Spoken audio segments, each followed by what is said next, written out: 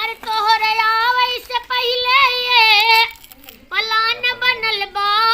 ई शरीरिया राउर माटी का मकान बनल बा ई शरीरिया राउर माटी के मकान बनल बा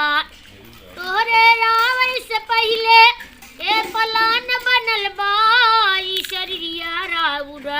माटी के मकान बनल बा काहे करे लागरूड तो है जानबा जरूर तोहरे जय भी दबा से कभी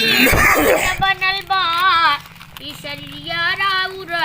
माटी के मकान बनल बा ई रहिया 4 दिन के मेहमान बनल बा ई शरीरिया राउर माटी के मकान बनल बा काहे करे लागरूड तो है जानबा जरूर तोहरे जय विधवा से कभी मान बनल बा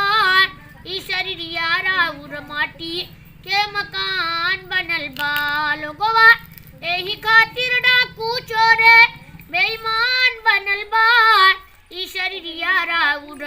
माटी के मकान बनल बा काहे करे लागे रूड तो है जानबा जरूर गाँव में बिजली जेकर खरौना में मकान बनल बा ई शरीरिया राउर माटी के मकान बनल बा। बिजली भाई वो एक गाना आप कोई इस समय सुनने अखिलेश जी की सरकार आएगी।